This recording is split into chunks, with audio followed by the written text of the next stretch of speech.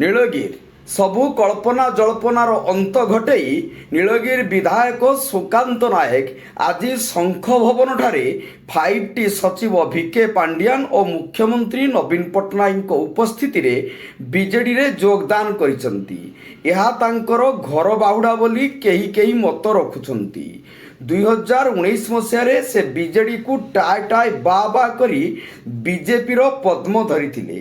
କାରଣ ସେତେବେଳେ ଦଳ ତାଙ୍କ ଉପରେ ଭରସା ନକରି ବିଜେପିରୁ ପଳେଇ ଆସିଥିବା ସନ୍ତୋଷ ଖଟୁଆକୁ ଟିକେଟ୍ ଦେଇଥିଲେ। ଏଣୁ ସୁକାନ୍ତ ନାୟକ ବିଜେପିକୁ ଯାଇ ଟିକେଟ୍ ହାତେଇଥିଲେ ଓ ନିର୍ବାଚନରେ ଜିତିଥିଲେ ମଧ୍ୟ।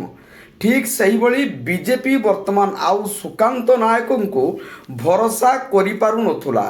ଏଣୁ ସେ ଅନ୍ୟ ଜଣକୁ ଟିକଟ ଦେବାକୁ ମସୁଧା କରୁଥିବା ଜାଣି ସେ ବିଜେପିରୁ ରାତି ଡିଆଁ ମାରିଦେଇ ବିଜେଡ଼ିକୁ ଏଥର ଧରିଛନ୍ତି। ଏଥର ଦେଖିବାର ରହିଲା ବିଜେଡ଼ିର ସୁପ୍ରିମୋ କରିବେ କ'ଣ, ଟିକେଟ୍ ଦେବେ କାହାକୁ, କାହା ଭାଗ୍ୟରେ ଏ ଟିକେଟ୍, ସନ୍ତୋଷ ଖଟୁଆ ନା ସୁକାନ୍ତ ନାୟକ।